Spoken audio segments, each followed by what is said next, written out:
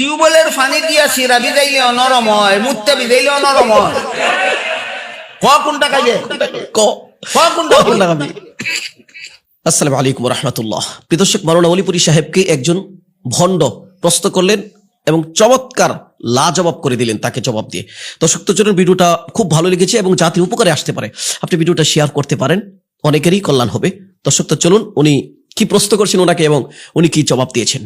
একদিন এক বন্ড ফিরে আমাকে বলে, ওই হুজুর, আপনারা মানুষকে কোরআন শিখাইয়া মানুষের মনটা নরম করে দেন, ভালো কথা ভালো কথা। আমরাও গান বাজনা শুনাইয়া মানুষের মন নরম করে দিই, আমাদেরটাও খারাপ না। ঠিকই তো কথা। আমারে সাপোর্ট দিয়া আমার সাপোর্ট নিতে চায়। ভালো, চমৎকার। আমি বললাম ঠিক বলেছ, আমরাও মানুষের মন নরম করে দিই, কোরআন হাদিসের কথা বলে, তোমরাও গান বাজনা শুনাইয়া মানুষের মন নরম করে দাও। নরম হওয়াটাই আসল কথা। হুজুর আপনি বুঝছেন, সব হুজুর এত কথাটা বুঝে না। আমি বললাম হ্যাঁ, আমি কতটুকু বুঝছি আমি কইয়া শেষ করি। দাঁড়া। টিউবওয়েলের পানি দিয়া সিরা ভিজাইলে নরম হয়, মুত্তে ভিজাইলে নরম হয়। কোনটা কাজে কোনটা খাবি? গেছে কত আটকে।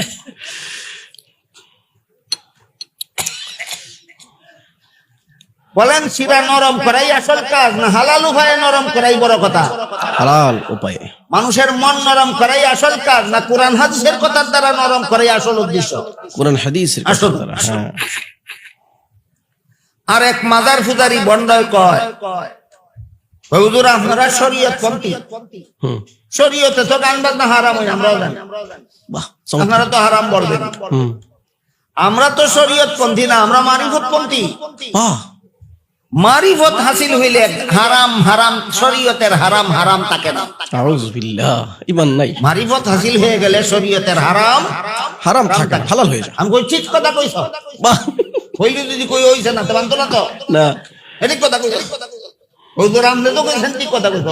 বেশিরভাগ আলেমরা এই সত্যটা স্বীকার করে না। আম কই বেটা আমার কথাটা শেষ করতে দে রাস্তা রে ভাই, কাপড়া মাতুটা। তুই যে কইছস মারিফত হাসিল হইলে শরীয়তের হারাম থাকে না। শরীয়তে গোবর খাওয়া হারাম। মৌলবীরা কইব এটা এরা শরীয়ত কোন, তোরা তো মারিফত কোন, তোরার লাগি তো গোবর খাওয়া হারাম না, ভাত না খাইয়া গোবর খা। শরীয়তে বলদের পেশাব পান করা হারাম, মৌলবীরা কইব এরা শরীয়ত চলতি। তোমরা তো মারিফত পন্থী, তোমাদের জন্য তো বলদের পেশাব পান করা হারাম নয়। টিউবওয়েলের পানি পান না করিয়া বলদের পেশাব পান কর। আঙ্কেল মুঝে বাঁচালো। এই সমস্ত বন্ডাবিদের ভ্রান্ত মতবাদের জবাব দিয়া আল্লাহর কোন ওলি বলেন, ইলমে বাতিন হামচু মিসকা, ইলমে জাহির হামচু শির। ইলমে বাতিন হামচু মিসকা, ইলমে জাহির হামচু শির। বেশিরে কায় মিসকা শাওয়াদ, কায় শাওয়াদ বেশরএ পীর। এর অর্থ হইল শরীয়ত দুধের মতো, মারিফত ঘিয়ের মতো। আল্লাহু আকবার, ঠিক। দুধের মধ্যে মেহনত করলেই ঘি বের হয়ে আসে, পরিশ্রম করে শরীয়ত পালন করলেই মারিফত হাসিল হয়।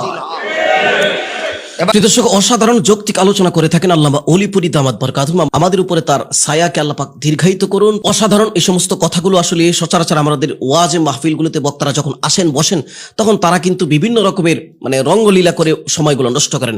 তাদের বয়ানের মধ্যে 1 ঘন্টা বয়ানের ভিতরে কোনো ফালতু কথা, আউল ফাউল কথা, বাউল কথা আপনি শুনবেন না। প্রত্যেকটা কথাই জাতির জন্য উপকার, মুফিদ।